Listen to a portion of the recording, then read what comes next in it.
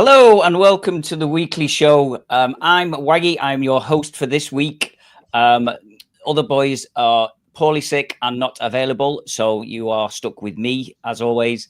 I've brought in the A team though to replace Russ and to replace Andy. I don't know which one's which, but we've got Jimmy and Dave who are both off the review podcast. How are you doing, guys? I'm good. I'm definitely replacing Russ because look at the hair on Dave. All that cold. I'm obviously replacing Andy because, well, Was this Russ and Andy off Temu? yeah. That's it. And we have with us as well the award-winning head groundsman of Stockport County, the one, the only, the messiah of grass. That is Liam Cash. How are we doing? Like I said, backstage, you must be scraping the barrel, you boys, getting me back on here. And as we said, we need this yearly update, this yearly like little geeky nerd session to talk grass for an hour. Well, I suppose I am your man for that, to be fair. Yes. Yeah. The other type of people to talk about grass, not really for a football podcast. I'm saying that. Past couple of times I've been on and I've spoke a little bit about boring people when I talk about it. But I get a little bit of a telling off from a couple of friends and family saying, well, you stop talking like that. People find it really interesting what you talk about. So maybe I should be a little bit less harsh. Yes. You can talk about grass all you want. So, welcome back to the podcast. We are sponsored by Overpass Clothing in partnership with ECCC, Edgeley Con Club Coaches. See, I can say it, Russ. And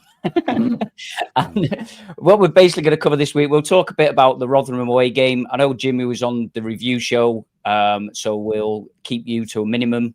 And we'll talk with Dave and Liam about that. We'll look forward to the Reading game at the weekend. We will also, obviously, a big section, we'll talk about Liam and his grass. And then the final one would be our random shit of the week. And everybody's got their pens and papers ready. So those out there listening, please do get your pens and papers ready for the random shit of the week at the end of the show. So starting off, 1-0 win at Rotherham. Are we happy with that? Dave, you went. Did you watch it, Liam? Or I went actually. Yeah. I went and got very wet like everyone. I thought we were more than deserved winners. To be fair, should have been probably one up at half time with Benno's chance, and we sort of seemed to be in that getting that mode of putting pressure on for 10-15 minutes, and inevitably got the goal. And when Ethan misses that header, you start thinking that you potentially know what's coming, that they're going to equalise. But if they had done, well, they did. We all thought for a second, I think it would have been undeserved. And always got to be happy with any kind of away win, especially with a clean sheet. And on to the next, really. Yeah, absolutely. What did you think of it, Dave? Because you went as well, didn't you? I did, yeah. Me and Ellis went. Thought we definitely deserved the victory. Should have been more. Like Liam said, with Benno's chance, a fit and firing Benno sticks that away 9 times out of 10, doesn't he, really? Let's be honest. Norwood's pass to set him up, different gravy. Unbelievable pass that. And Odin Bailey, nice to see him back and firing, and he did well again on Saturday. It's class. Like say, Jimmy, and that you mentioned it on the review show, didn't you, about Bailey and his performance so far, and talking about hopefully we can see him keeping, because I think a lot of people, and I'll hold my hands up myself, I didn't think that he really had a place in the squad, or let alone a starting place at the beginning of the season. I thought he would have been one of those that had been moved on, but the last couple of games he's started really, really well, hasn't he? He's looked like the player that we was hoping to be. Yeah, I mean he's 25, so he's sort of hitting his prime for an outfield player, and I almost feel like he's starting to reinvent himself a little bit, because when we first got him, we sort of felt he was an attacking wider sort of player. And he said himself, hasn't he, in an interview, that Dave wants him to play more centrally, and he's sort of learning that role himself a little bit. He's doing brilliantly. And let's face it, having Ollie Norwood next to you talking you through a game, you can't ask for more, can you? So super pleased for him. Super pleased for Fevs as well. Obviously, he missed out on the matchday squad for the Cardiff game. He was like the 19th man, I think. But he just shows, doesn't he, when he comes on, what a difference that he can. So when he comes into the team, what a difference he can make. And he was stunning. He really was good, brilliant. Mm. We were saying in the crowd, give it to Fevrier. That sort of during that second half, it was Rotherham weren't getting to grips with him, and it was a pretty. When he's like that, he's pretty frightening. He can beat his man either way. And he is exciting to watch that when he's almost like an impact sub. Really, he's sort of not that you don't want him starting a game, obviously that we do, but I find him such a great sub to bring on. Yeah, he's unfortunately he looks as if he's building himself as a bit of a reputation, isn't it, for being that super sub? Yeah. He doesn't seem to be able to start that well when he's on the starting 11, but coming on at half time or 20 minutes to go, he seems to really have the bit between his teeth, doesn't he?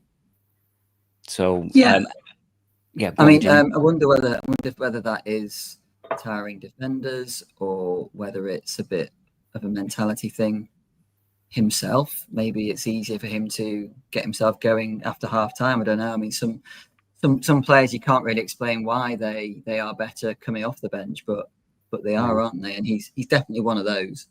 And you said, Kashi, that the fact he can go both ways as well, I think, is absolutely massive. It's a lot easier to defend a left footer that can't do anything with his right foot compared to, he put a couple of decent crosses in as well on his right, so that must be a nightmare. They've got to double up, and that means we can get overloads elsewhere on the pitch, hopefully. So, I love him to bits. You can see that you can go both ways, and it scares them to death. And then it's almost like if they don't realise it straight away, they'll sort of first couple of times he'll go sort of either way, and it's like, wow, he just dances past them. Then they'll sort of realise that he can go both ways, and then almost double up on him.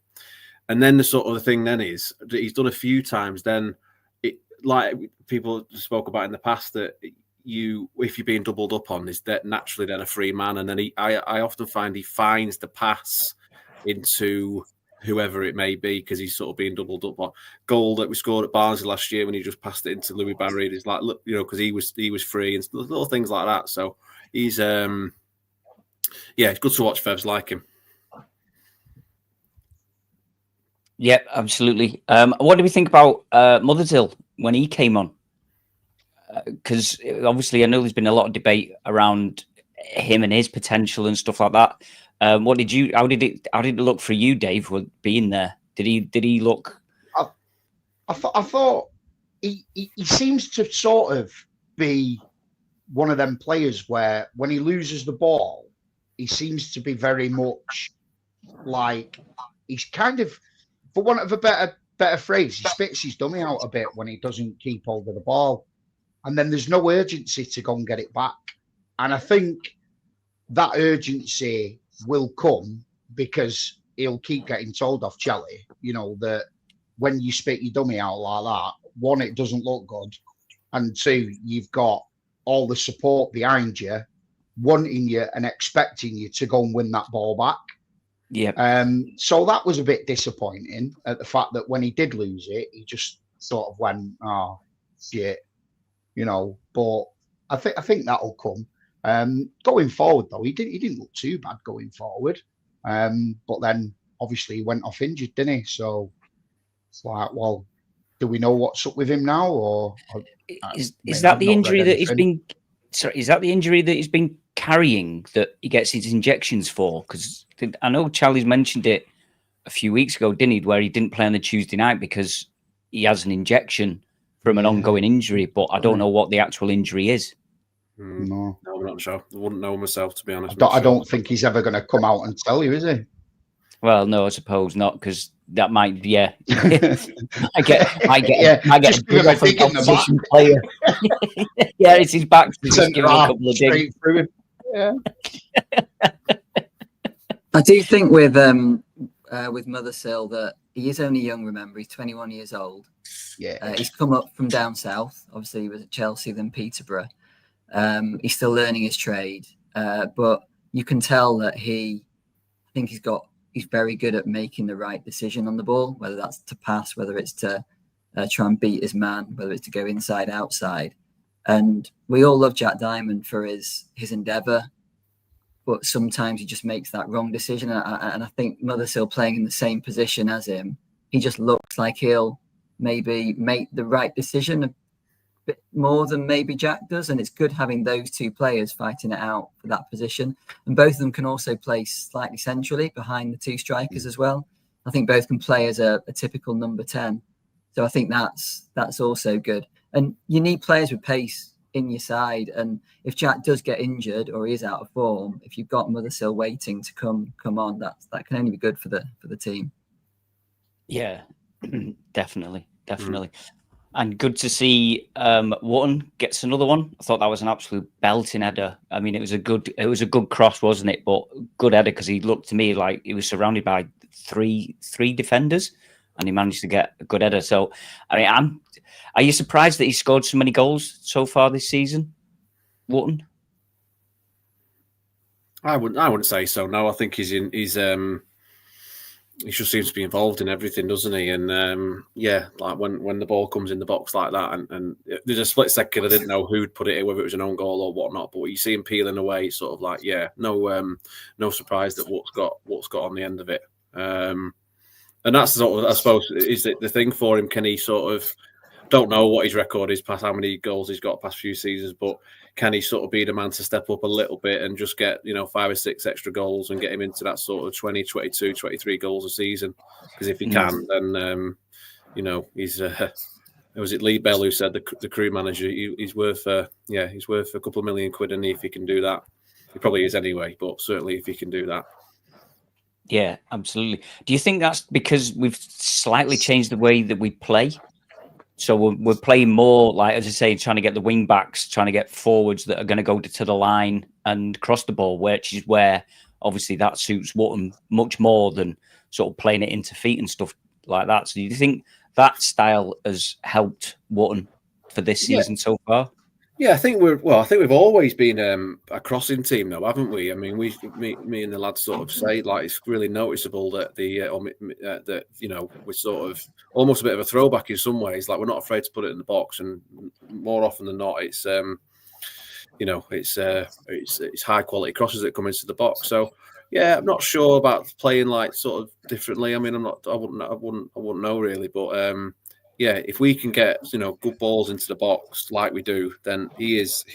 I don't know if there is another player in the division that's as aerially capable as he is. To be fair, I think it's also important sort of now. I mean, it looks like we're going with a 2 up top with either Lowe or Benno playing with him, so that gives the defence something else to think about. It's not just one player that can score headers, but both centre forwards can. And interestingly, looking at his stats so far for the season, so if you remember last season, I think his XG was quite high. I think he scored 7 or 8 goals with an XG of 14. So he was underperforming his XG. So this season he's got 4 goals with an XG of 1.95. So something has happened to massively improve that already. So that's brilliant. And then when you consider if Bailey is going to play a little bit more, he's got a great left foot for crossing in free kicks and corners. If it's not quite right for Norwood, then you got Norwood as well. So I mean, Carl Wotton should be absolutely rubbing his hands together thinking, yeah, I'm going to get 20 goals this season with the sort of quality that's going to come to him. Yeah, absolutely. And I think you're right when we said, like, if Benno gets one, I think he'll go on a decent run. I think Lowe, he needs one in the league, doesn't he? He's had a couple of decent chances. So yeah, that game seemed as if it might have just crept into being like a Cardiff game. We were just not necessarily hanging on, and again, you guys mentioned on the review show is that maybe, Charlie's still learning, whereas previous week against Cardiff, he brought defenders on to defend a 1-0 lead, whereas this week took Benno off and puts Nathan Lowe on to try and extend the lead, not just hold on to it. And that automatically gets us another 10 yards up the pitch, doesn't it? So do you think as much as it is the team learning to play together and learning how to manage the situation, do you think Charlie is still learning? Because, he's upped his game so much from when certainly when he took over, and every season on season, he's looked a much better coach, a much better manager. So do you think he's learning just as much, even though we're in the same league we were last year? I think Dave? If you speak to, go on, Dave. Go on, Dave. I think he's got to try and adapt to his surroundings now, hasn't he? And like the old cliche, every day's a school day, innit, really, with him. So yeah, he's probably saw what happened at Cardiff and thought, well, we're not doing that again. So he's obviously stuck Nathan on there, like you said, to give him something else to think about, and then try and hit him on the break and get an extra one, which was nice to see. Yeah, I mean, I think if you spoke to Dave, they would probably say, well, Cardiff and Rotherham have got different strengths, and he probably made the substitutions based upon what they know about the two oppositions. So yeah, it's very easy to just say, oh, well, he just did a like-for-like substitution this week. He should have done that last week. And we can all say as football fans that don't really know the ins and outs, yeah, well, he should have done that against Cardiff as well. But let's not forget, he was 30 seconds away from getting that 1-0 win. And if he had done that, we'd have, I was saying to Chloe when we were walking back to the car, geez, if we got that win, we'd have all been saying tactical masterclass from Dave there, just like shutting up shop. So it's so difficult and it's such fine margins. I think if we'd gone into those two games thinking we'll get 4 points, I'd have taken that. Yeah, absolutely. And you often find it's the other way around. You get the 4 points in the different way that you thought you would have done. But you spot on, Jimmy. I agree with that. It's one cross, isn't it? It's one cross that I so frequently could get headed away, or even they missed the header or whatever, and we win 1-0, and no one ever talks about anything about clubs or anything like that. So it is such fine margins, and I find that more. I think as we've gone up the past couple of divisions, I do find that more. The margins are finer. I think the quality is obviously, goes without saying, a lot higher. I think ball retention for both teams. I think you can see obviously the quality, like the possession isn't given up anywhere near as cheaply. And when it is, obviously it's more costly. But yeah, those margins are so much smaller than they were. Which just makes whenever we do win, it's not to be taken for granted, because we go through these little spells sometimes where, it seems hard to win a game, and it just sort of makes it that more enjoyable and makes you realise how hard it is to get 3 points. Yeah, absolutely. And considering that we've not played anywhere near our potential or been decent for 90 minutes, maybe sort of the Cardiff game we were decent for 95 and a half minutes, but we're only 5 points off top. Mm-hmm. You know what I mean? And we've not gone on a run yet, and that is one of the characteristics, certainly for Stockport, for a Dave Challoner side, is that we tend to have a bit of a ropey start or a ropey patch where, as you were saying, Liam, where we sort of struggle for a win. But again, we're keeping up the record that we've not been beaten in consecutive games. And do you think that with it being a tight 1-0 away win, that might kick us on, and this could be our run? We could suddenly find ourselves up there for second place. Yeah, I think so. I think a few of us said after the Cardiff game, obviously when the dust has settled, it felt like a little bit of a like, even the fact that it equalised anyway, felt like a little bit of a line in the sand just by how we played and the reputation that Cardiff got and whatnot, and then obviously sort of proved to be backed up by beating Rotherham, and then I'd fancy us to beat Reading on Saturday, and I think we're. I think we're in a good place. I think we've got a stronger team than we did last year. Fascinating sort of overhaul in the summer that sometimes you don't see. You can't really see what's coming, or certain things might surprise you, and then it sort of 8-9 times out of 10 works out for the best, that you never really saw somewhat that person leaving, or that person coming in to be better than so and so, and I think it's a testament to all the staff behind the scenes really, that they can identify things that maybe 90% of people don't see, and then it ends up sort of leading to a better points total or a better finish than everyone thought that we'd get. So yeah, I think we're in a really strong place. Not just for this season, just obviously for hopefully getting the championship and that's what everyone's building for, isn't it? To be potentially, hopefully as ready as we can be when we get there. That we're not going to be,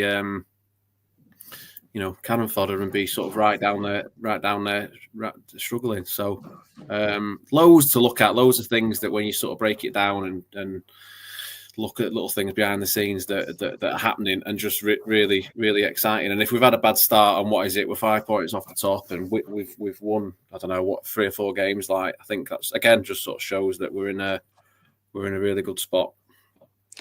Just before we actually start talking like about the green, the grass, and everything like that, do you actually get to see any of the training sessions? Are you up at Carrington with the guys, or are you there outside of their training sessions and stuff? Obviously, I'm not expecting you to give up any of Charlie's tactics or training techniques or anything, but I'm just wondering, do you get to see any of the behind the scenes of the team training or anything? Yeah, I mean, I'm not certainly not up there for every single training session, but yeah, obviously when I'm there, then yeah, you're sort of lucky enough to maybe watch 5 or 10 minutes of the guys train and whatnot. And yeah, always very workmanlike, very work very hard. Noticed one of the fittest teams, if not the fittest team in the league, in terms of things that I wouldn't really know about, but I know they've all got to hit certain numbers every single day, and there's certainly no hiding place. A real hard working environment. Win, lose or draw, they try and be as flatline as as consistent as possible, and they'll shut down every game as Charlie will say, and move on to the next. Very professional, very workmanlike. Or everyone's got one goal. It's all about promotion and getting there as quickly and as effectively as we can. So yeah, the training sessions are very, very, very sharp. Very, but what you realise is there's 45 other teams who are all all in League One, all very, they all want to win as well. So it's very, very competitive. And you only need to, that we all realise that, don't we, when we go away from home, when you do go to these places with, not that I went to Plymouth, but obviously they're a big club, and you go to the Reebok or Huddersfield or Bradford, and yeah, it's a real strong division now, isn't it, League One? Yeah, certainly is. So moving forward then we've touched on Reading at home this weekend. Dave, do you see us changing any of that starting lineup? Do you think Fevs gets a chance, or do you think he'll start the same? I think he'll just keep it at the same, unless there's somebody that's maybe carrying an injury. Possibly may bring on Yango back, depending on how he is. But I'd like to see him keep the same starting 11, really.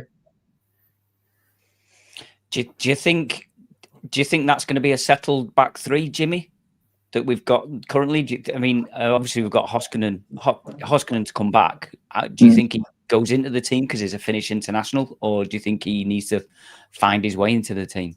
I mean, he's going to need to find his way into it, English football, get like match fit as well. But in Brad Hills, you've got someone that I truly believe can play anywhere across those 3 central positions. If Ethan Pye gets injured, I know Brad's not left-footed, but he can slot in there. And I think that's one of the reasons why we paid such big money for him.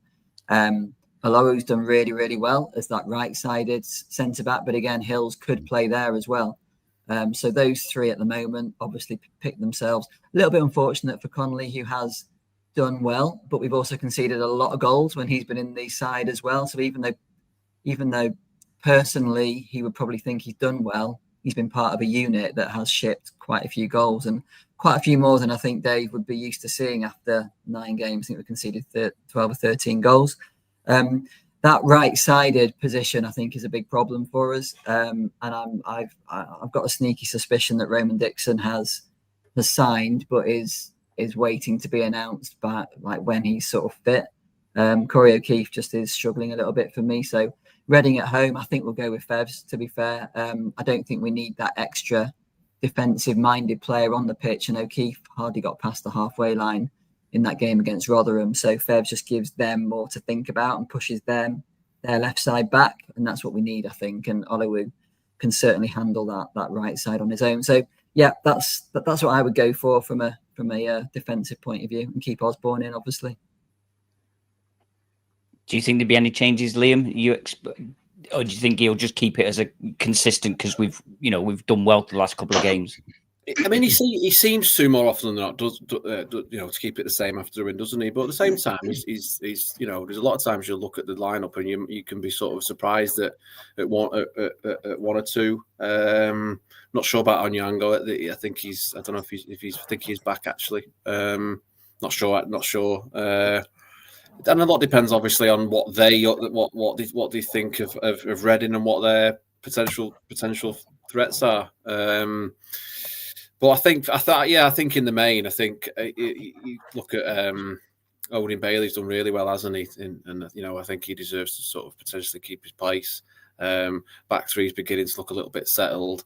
Osborne, not sure if he's naturally a left back. Don't think he is he? But he's looked really sort of experienced, at least, just slotted in there.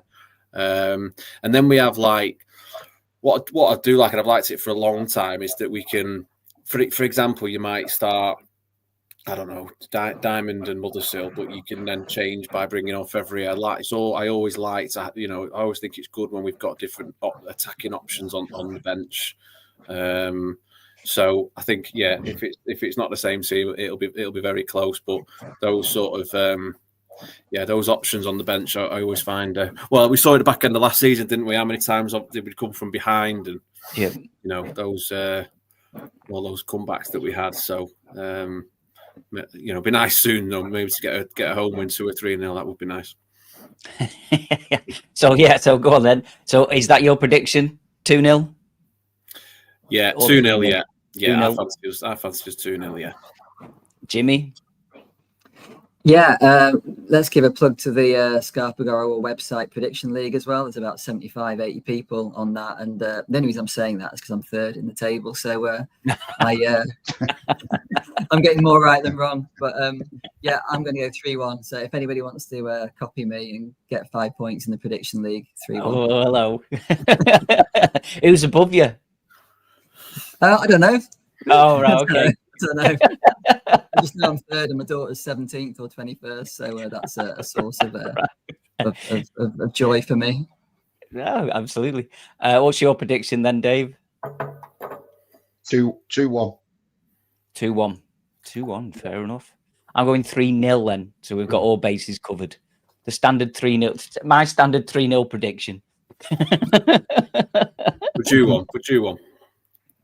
Yeah, I think we are. I think we are. As you say, I think it's getting that early goal and keeping the pressure on to sustain that and taking those chances, because, as you say, there's quite a few games where we could have been or should have been 2-3-0 up by half time, and then the game's completely different, isn't it? It's almost in the bag. So I think we're due, and I think the last two performances should give us that edge. And again, I don't know if it's a sellout or not, but it'll be there or thereabouts, and everybody will be bouncing, hopefully. So it should be a good atmosphere, should be a good game, and yeah, I think we've got enough to give them a decent hiding. Yeah, we also play well against Reading. I think we played our 2 best games last season. I think Dave actually said that in one of his interviews. So was it 5-0 at home or something? And can't remember what it was away, but no, it was definitely good. So more of that, please. Yes. Have they started? I know they won last week, but the 20th. 20th, yeah. I think 1-2, drawn 2, lost 4. I think I remember rightly from looking earlier on. So yeah, they are. Yeah. So yeah, due a decent one against them. So before we talk to Liam about his grass, We'll just have a little transition. Okay, so you're saying that Corey's in there because I think you're full of shit. Yeah, He has to start then, otherwise he's getting called yeah, out. no, definitely, So- definitely Corey's in there. Oh, mate, Hey, have up. you got changed? Yeah, I've got into my Overpass t-shirt. Oh. Don't they sponsor the Scarf Bergara Wore podcast? Indeed, they do.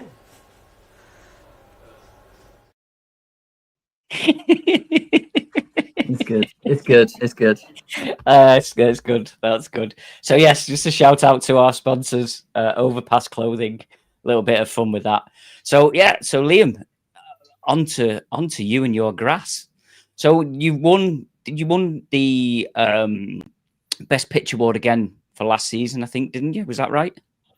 Yeah, not quite. We won one. We won like an industry recognised one. Right. Back in, I can't remember when that was, back in March, that. And then the sort of the EFL divisional one, we just missed out to Bolton. But yeah, we were sort of nominated, or what's the word, highly commended in the top three alongside Bolton and Blackpool, which was nice. Obviously, the first season back in League One for many a year, and a lot of big clubs in there, and only sort of felt like yesterday that we were taking the pitch back on and in the National League, and yeah, so to go from seemingly overnight being able to sort of compete, if you like, with the pitch at that level was nice. We kind of knew it anyway. We got a lot of good feedback over the sort of the winter months from visiting teams, and yeah, we've been pretty pleased with it. But I suppose, yeah, you get something sort of publicly put out there by someone else that it kind of validates your opinions a little bit. So yeah, nice. We've had a good few years with it now, so that's good. Yeah. So how much do you sort of strip it back close season? Does it, because I know it's 4G, isn't it? You've got like plastic stone into it, haven't you? Remember you talking about that last time. So how far do you take it to ripping it all up? Yeah, so we take the top sort of 20-25 mil of the pitch off. We take all the natural grass off basically at the end of each season, and that just strips. We call it a clean off, really. If we didn't do that, we would run into problems during the season that would, for various reasons, it would slow down our drainage rates.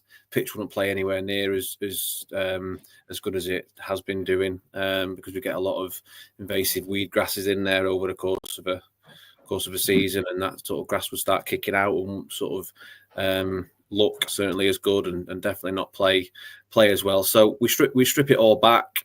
The artificial stitching that we have in there is 4 years old now.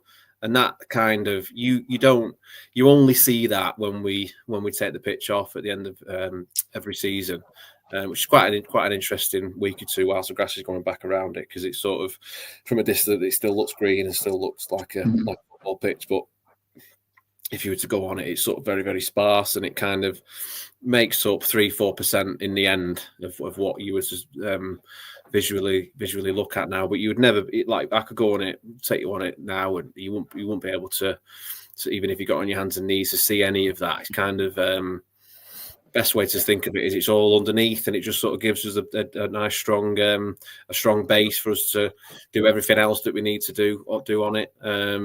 It means the pitch isn't really going to divot and kick out like it would have done 10, 15, 20 years ago, and what you would have seen other pitches do in terms of these great big chunks come out. So that's what that gives us, and that's what it stops us. But everything else is still a natural pitch, and all the maintenance and all the practices that we do to it are all based on that. So but yeah, no, it's been tough few years, but really pleased with where we've brought what is still it's the original pitch that was put down at the beginning of the 94-95 season. So we're very it's we've kind of got the drainage rates to an optimum for what that pitch is, if you follow. So we've probably got taken the pitch from a 30-35% drainage rate to 70-80%, which is really good.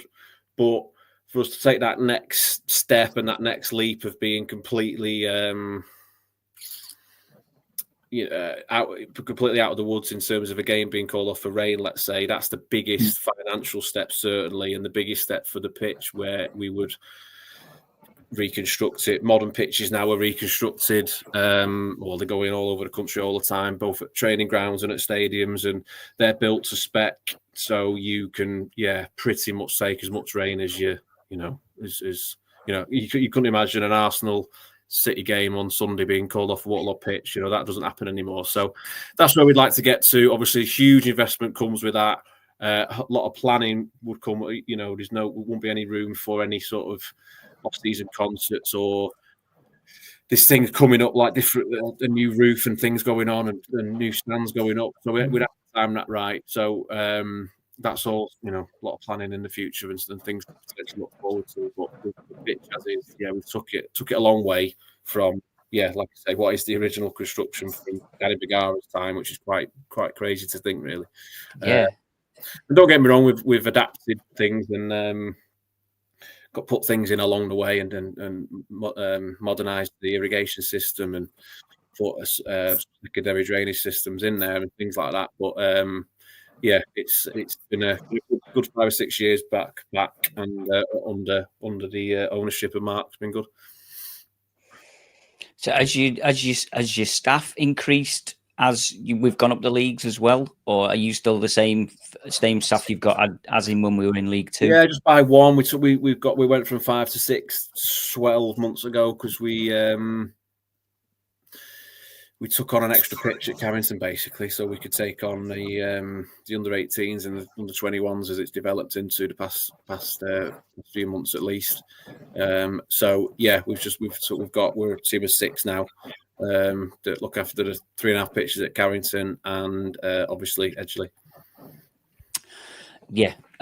We went to the sponsors event at the back end of last season, and the pitches were absolutely amazing. I was astounded because is it right that the pitch that they train on is exactly the same surface as Edgeley Park's pitch? Is that correct? No, it's the same measurement. So all 3 pitches are the same size, but no, they're all actually, again, I could get really technical now, but all the pitches there, but they're all different actually in the makeup. None of them at the training ground are what this word I use, which is the stitch, which is the bit where the bit of the artificial comes in. That's only at the stadium.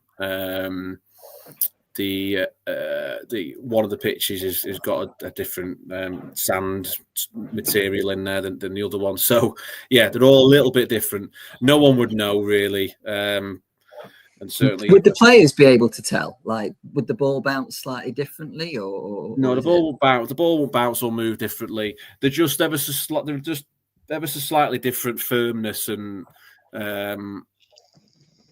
different. The way the pitch sort of performs is slightly different. But we would love to get to a position where we can construct all our pitches from new and mimic our stadium pitch, as close as we can. But you're talking, a huge amount of investment. So what our remit is to get them as close as that, as we physically can. So we've had the pitch get a little bit tired because we only have 2 first team pitches. We'd like to have 3 purely from a wear and tear point of view, and we'd like to do a little bit more rotation on training on so and so pitch on a Monday, then a Tuesday and a Wednesday and things like that. But again, we've had to sort of adapt and bring those pitches out of some sort of years of where they weren't having the maintenance inputs than what they get now. So they've been brought a long way, and pretty similar really. Like they've sort of been brought to a point where the next step is the biggest step, and probably digging them out and rebuilding them and going again. But on a site that isn't ours, and certainly isn't ours yet, that we basically rent. It's not really sort of, you're not going to rent a house and then knock it down and rebuild it, are you? So there's a lot of little bits of stuff like that goes into some of the decision making. But it's Carrington's been really, I think the club's 6 seasons now, certainly 5.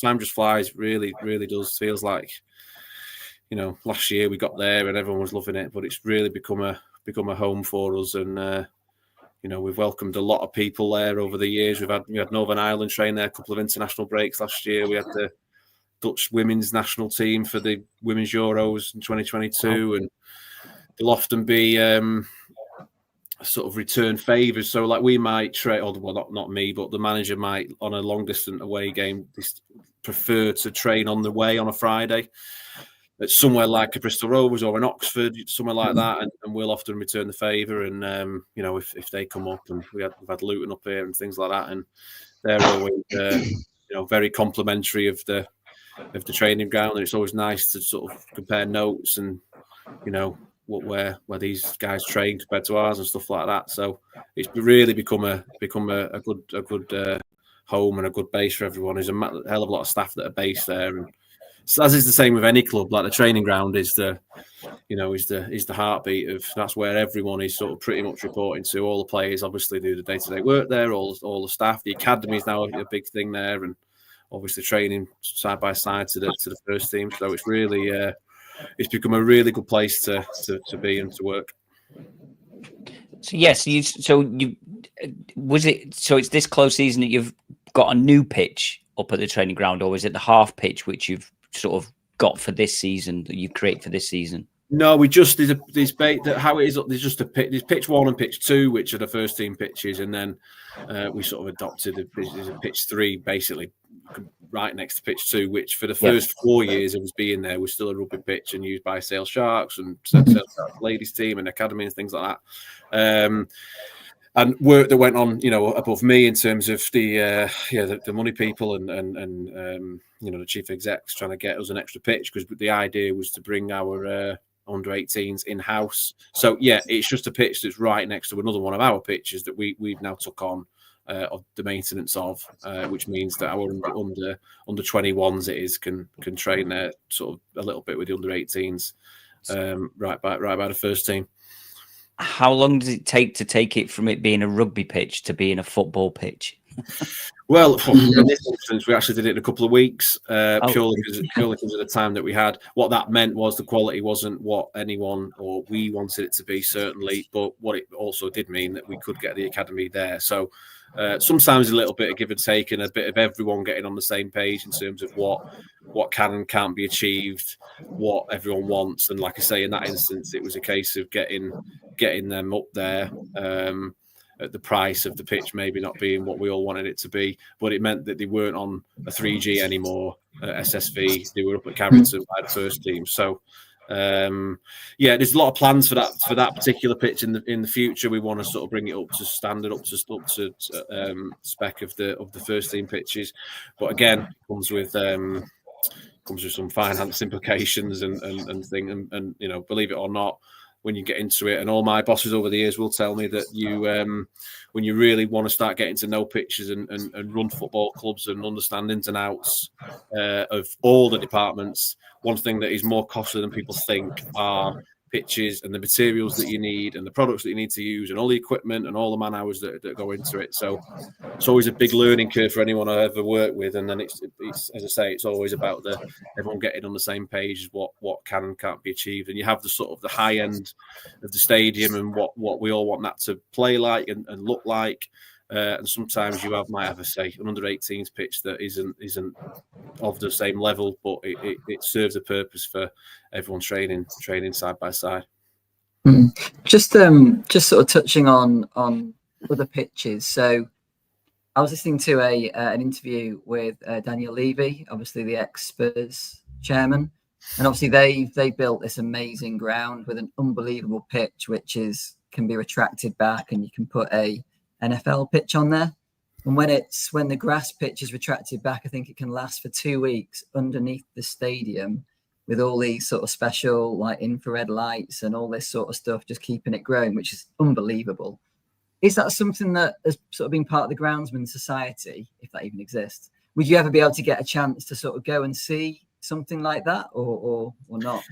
Yeah, I mean, it's quite a small world in groundskeeping that we sort of somehow along the way we've sort of all maybe been in contact with each other, or we know people who have. So yeah, if I really wanted to go down to Spurs, I probably would maybe know someone that could take us along and look at. I'm led to believe to actually see in person it is, it's something special, and obviously the infrastructure and everything that's gone into that is potentially will set the standard maybe in the Premier League in England, because you see a lot of it in the States, and I know a lot. The Spurs guys took a lot of trips out to the United States to see how they did it. Pretty common for those guys to just take a pitch out into the car park and whatnot. But to be fair, in Spurs' case, it's not many. I know Madrid do it now, even more complicated. But in Spurs, they were one of the first to put it underground within the car park in London, where there's not much space.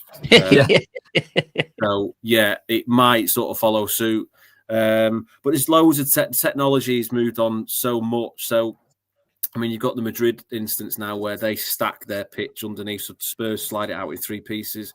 Real Madrid sort of take it out on the side and stack it in 5 or 6 pieces on top of each other. Each floor, if you like, has its own, as Jimmy says, its own irrigation system. All the machinery underneath to keep it going, which is, obviously pretty impressive. But what you're seeing a lot of now in the Premier League is, concert season, as us grounds guys call it, is massive now. The Etihad, Anfield, everyone has the concerts, and there's a bit of a new technology that's almost coming back. Like a lot of Premier League teams are returfing their pitch now, which everyone came away from that for a long time, because there was returfing areas it takes a lot of time to nip back in and to sort of re-establish itself in a new home, so to speak. But you can get these sort of hybrid turf carpets that can be grown off site for 6-8 months of the year, and then stitched with this reinforcement that I talk about, and then harvested and brought in, and you can sort of lay and play on that, as the saying goes, within 10 days, 2 weeks. So I know Anfield have done that the past 2 or 3 seasons. Villa have just started doing it.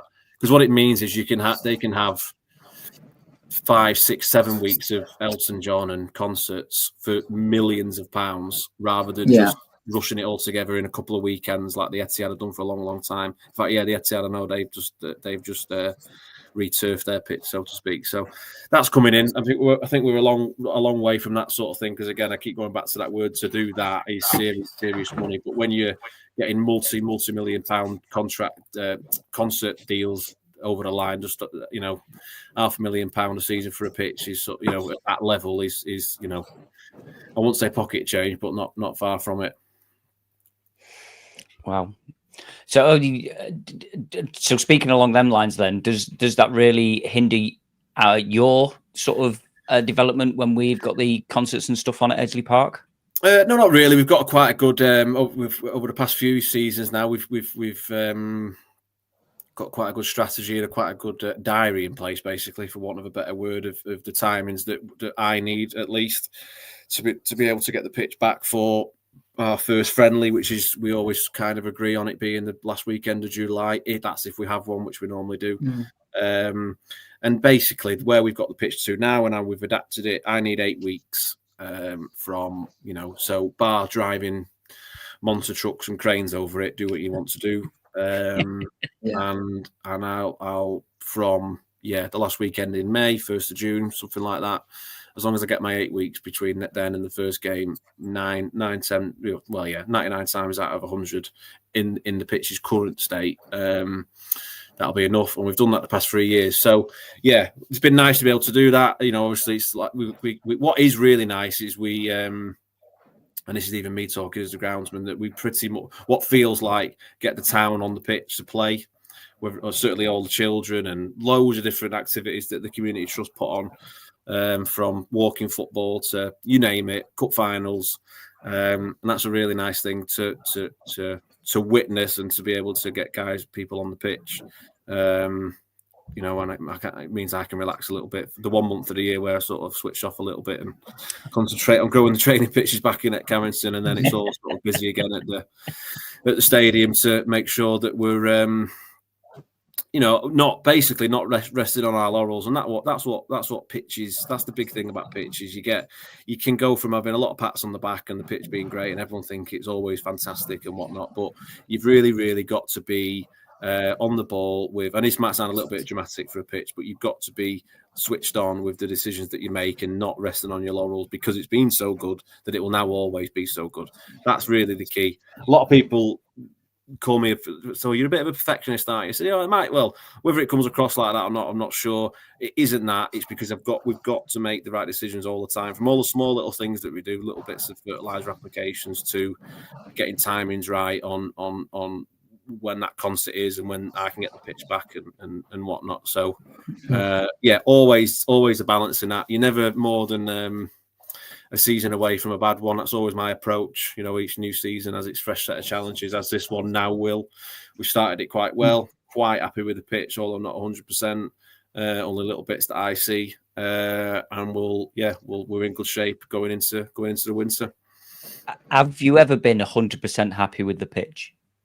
Probably the happiest that you are is, or I have been, is around about a March time where I know we're through the worst of it, and the pitch has probably got 5 or 6 games left, and I know we're in a really good place. That's probably about as happy as I'll ever get. And then quickly, within a few weeks, that it's all thoughts immediately become on the new season, because we sort of stagger all our work at the training ground. So we'll close one of the pitches off quite early, because pre-season of the following year always comes around quicker than you think, and that we have to have a pitch ready for. The last weekend in June, when it's always rolling on to the next, really. So there's not many moments. I like a Saturday on a match day if obviously, certainly if we've won and put a close second, if the pitch is played like we want it to, and I've learned actually a little bit over the years to sort of take your little wins and stuff, and like anyone in their own job, when you've had a good day or a good week, just to sort of acknowledge it.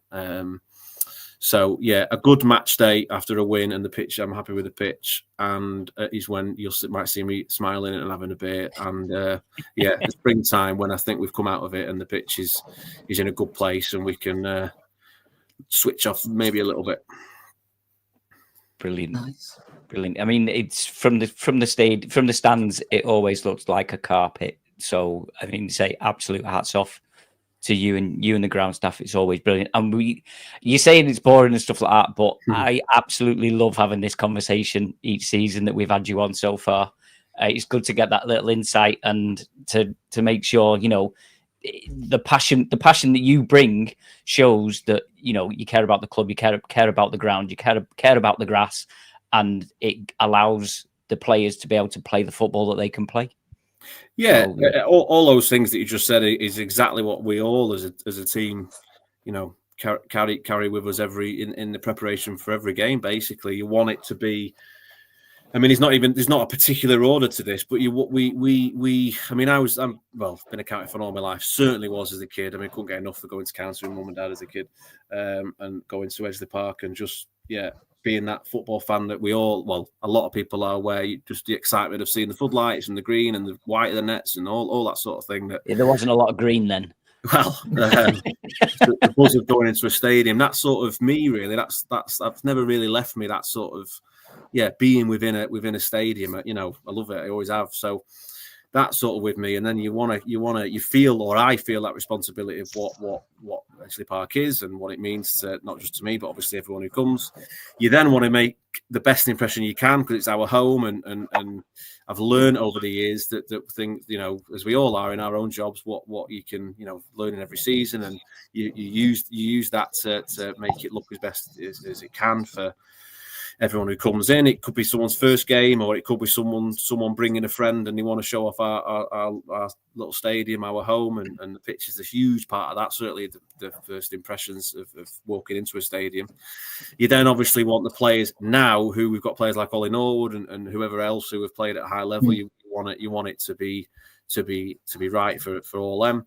And our remit really is, probably no one would even know this. It's just a remit that we give ourselves, that you don't, through experience, through not having it this way, through having it totally the other way. We want it to be, the pitch to not be a talking point We want the players to arrive and they pretty much know what it's going to be like, whether it's August, middle of August, or Christmas, or Boxing Day, or February. That within reason, there's always a little dip, but the pitch is pretty consistent, and the manager can and plan it, make his game plan without having to think about it. Pitch, whether the pitch goes a little bit sparse, a little bit thin. The ball move, it don't take long, and the pitch starts becoming a little bit. You might hear Challinor mention it when he goes away. The pitch has become a little bit lively, or you don't really know what the game's going to look like until they get on the pitch at 1:30. And so we listen. We don't always get it right. I must stress that. We're not perfect all the time. Far from it. It's at least the aim that it's as consistent as it can be. Not from minute 1 to minute last, but from game 1 to the last game of the season. And it's. I think I said this last time. I got guys that. As I say, there's a team of 6 now, and there's a couple of county fans in there, but there's 2 or 3 who certainly aren't or weren't, and I think they are now. And once we have a lot of burials there, a lot of ashes that we've done. I personally will have done probably in the hundreds now, I would say, all along. Well, it used to be along the railway end behind the goal, and past 15, 20 years that I've known of, at least, it's behind the shield. And once you start doing that, one witnessing it and doing it yourself and putting the ashes in and filling it in and having your little moment with whoever it may be. And once my staff start doing that and understanding the importance of the place and what it means to people, all of a sudden, you not that they weren't anyway, but you taking it a bit seriously and with a bit more respect. And if as a groundsman maybe is always labelled for shouting at people walking on the pitch and stuff like that, the act of someone walking on it 99 times out of 100 is never going to do any damage unless you put a certain chemical down, which means you can't walk on it for a certain amount of time. But the act of walking, as I say, it isn't going to cause damage. But sometimes, people won't think of the, it might sound a bit deep, this actually, but we may have buried someone up there 2 days ago, and you get off that pitch, you've no right to be on there. So sometimes a little bit that might creep in.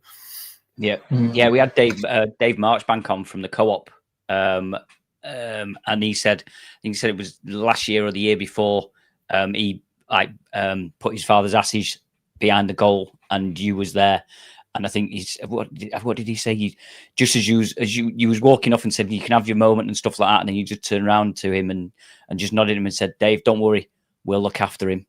And that's just like it's just one of the things. It's just absolutely superb. It's another good thing for the club. So lighten the mood a little. As you've obviously got your perfect groundsman's job working at Stockport County, being a Stockport County fan, is there any other ground that you would like to be the head groundsman at? Now, Dave did say that if you didn't say Edgeley Park, then we were going to cut you off, but you're obviously already in your perfect job. So we're not going to cut you off. Just, is there anywhere else that you would like to do? I don't know, really. I was asked this last time. I think Wembley of old, yes, with the history in the place, potentially. But I don't know. It's certainly not one that sort of springs to mind that I'd love to go somewhere without sounding all corny and cheesy. What's exciting is the prospects, certainly at least, and we now think it is all happening, that to be around and see through, and this might not happen, who knows what'll happen, but to see through a huge redevelopment of Edgeley Park and see it sort of from the middle, literally, from my perspective, and deal with all the challenges and all the things that will come with it. To see that through is it's potentially something that I'd like to do. Do you think you'll have to change the seed or the prep and all that sort of stuff because you're going to have higher stands, you're going to have maybe less wind coming across it, less sunlight, all this? Yeah, it'll have certainly the pop side. I mean, the railway end as well to a point. Certainly the pop side will have an absolutely enormous effect on the pitch because that pop side area is our south facing side, which means it's our shaded side. So we already struggle there, like any stadium with a south facing side does. Ours is top side as the Cheadle comes round throughout the sort of the course of the day. That area will be in shape, particularly through the winter. So yeah, any added height around the stadium will affect us. So yeah, it won't necessarily change sort of a lot of the day-to-day methods, but this is what I mean. We'll have to sort of learn as we go with it, and that's sort of part of the journey. I'm a guess or hope maybe at least that within that becomes this refurbishment of the stadium. Part of that is is a new pitch as well. So yeah, lot to be excited about. But yeah, I don't know, Waggy. I don't know, mate. In terms of somewhere else, I've done bits and pieces abroad. Like it's you never get tired of walking into a new stadium and whatnot. And but yeah, who knows? I'm not sure. If you bend down and pick a bit of grass off and sniff it and chew it, see if it tastes all right. Yeah, he does. I can tell. Yeah, he don't want to answer that, does he? Doesn't want to answer that. Like Clarkson's farm, I know what temperatures things are just by putting it in my fingers. Yeah.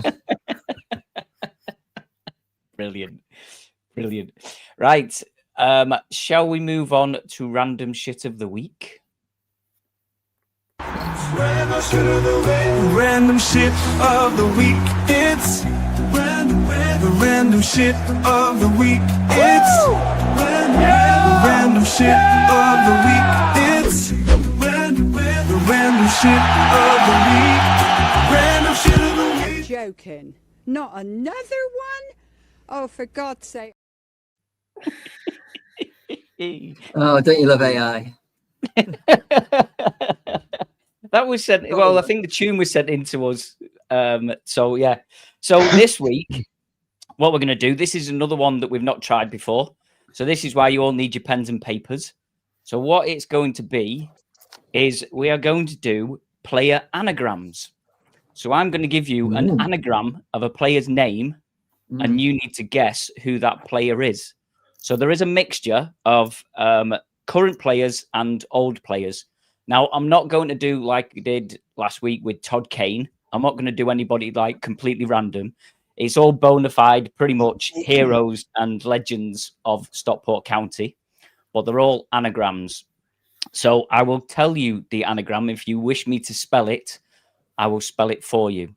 So we will start with a ex-player, and this was the funniest one that I came up with. Moist Cube Ranch.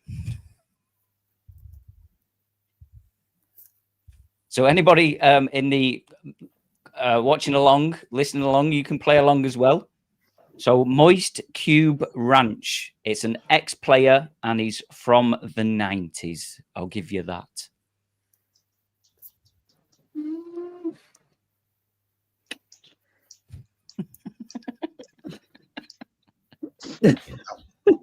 Silence is golden.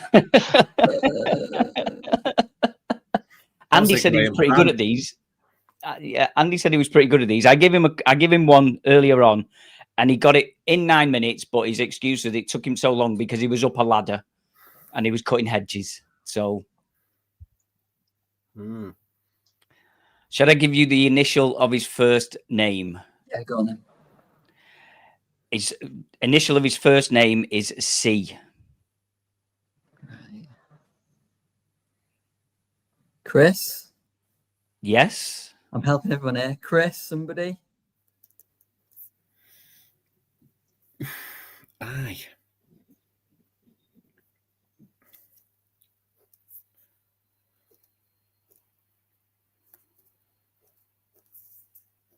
Legend from the 90s. Beaumont. Yes. There we go. No. Chris Beaumont.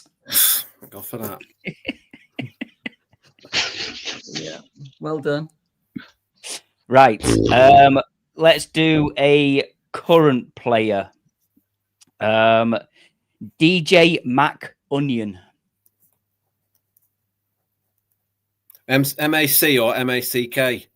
MAC. Jack Diamond. Yes. You know, stop it. I haven't finished writing it down. Give it a rest.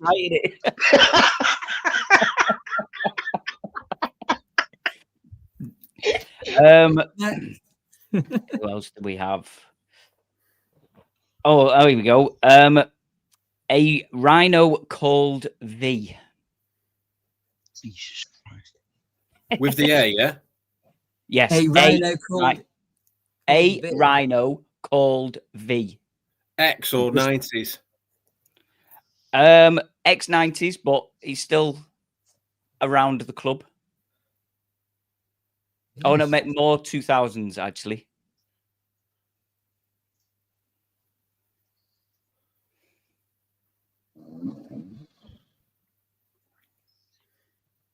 Ian. Nope. Ian? Nope. No, not Ian.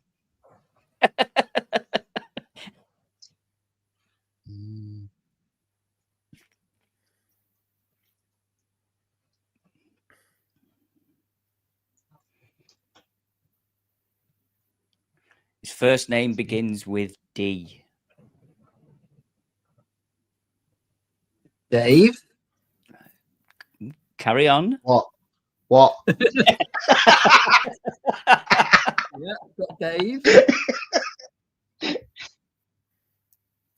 Gallagher. Yes. Hey, well done.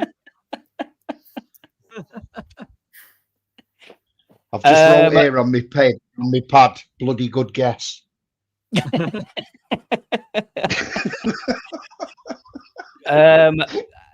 Next one, a current player. Yeah. A dairy code. DAIRY. A dairy code.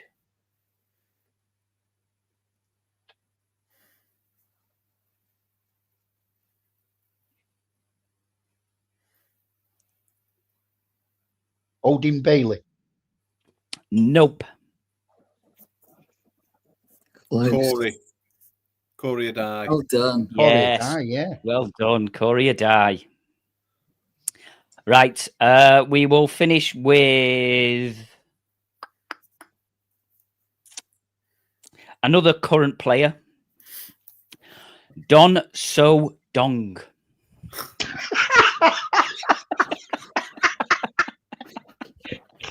This has got to be easy, surely.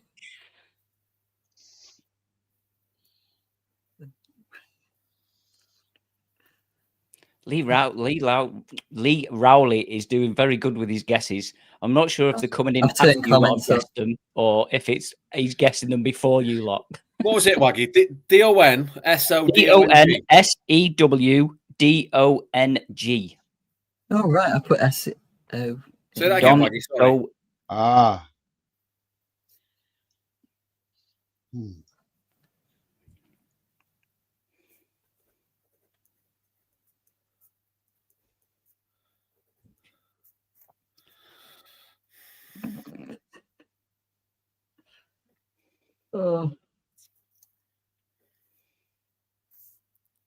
Current player.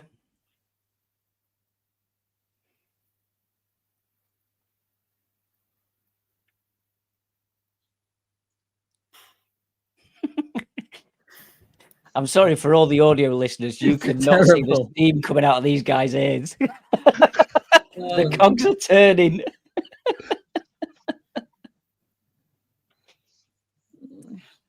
County Fan 69. No, Osborne is not correct. Gee. His first name begins with O.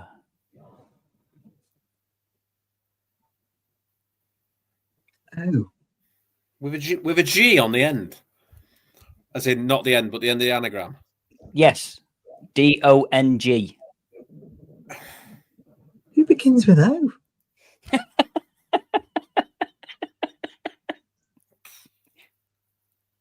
Since when has Owen Moxon got a G in it? Yeah, I was thinking. Come on, County Fan 69.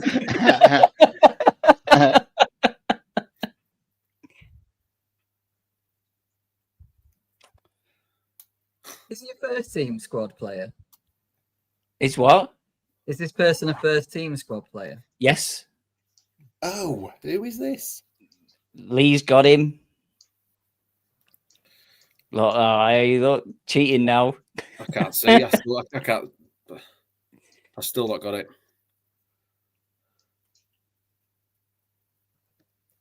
Not Osborne.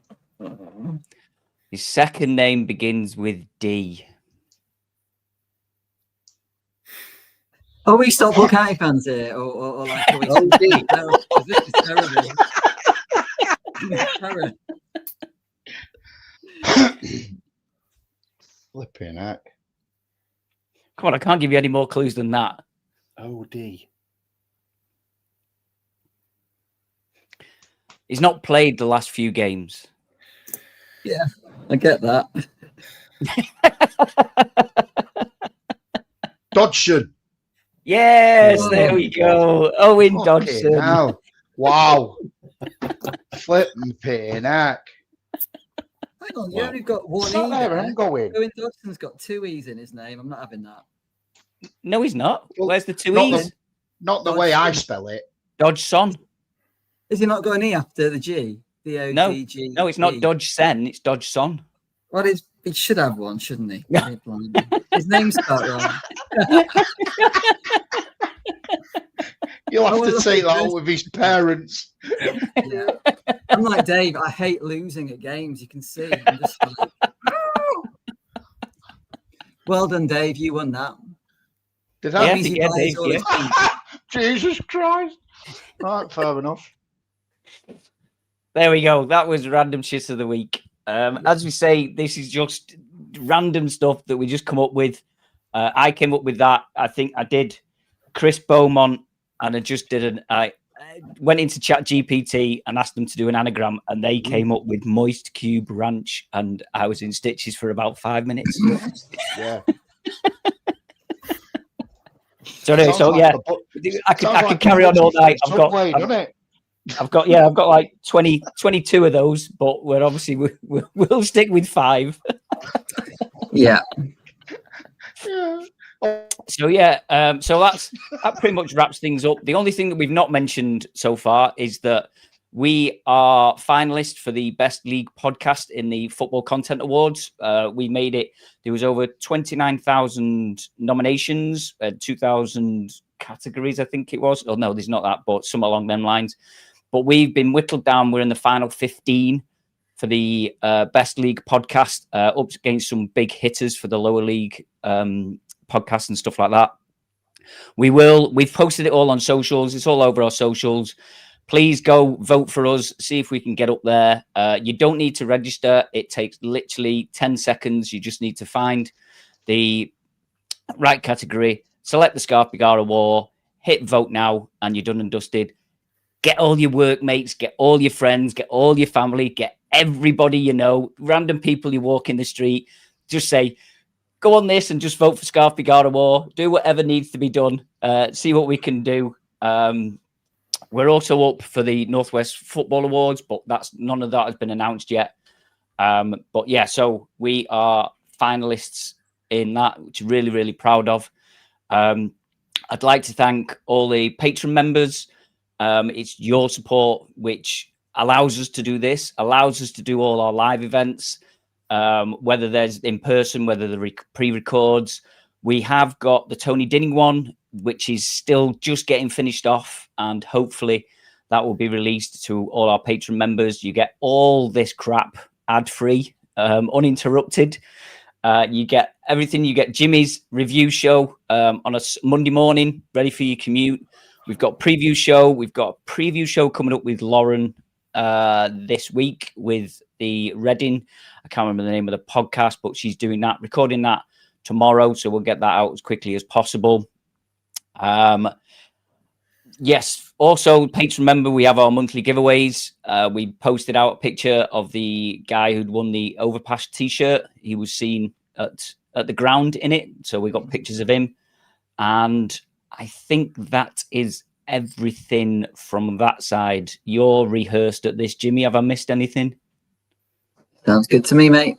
Excellent. Well, all I can say is thank you all for watching. Thank you, everybody, for listening. Thank you, Liam, for coming on, talking grass. It's been really interesting. I've really enjoyed it. Thank you, Jimmy, aka Russ. Thank you, Dave, aka Andy. Thank you, everybody. We will see you in the courtyard on Saturday, hopefully. Cheers. Thank you. Yes.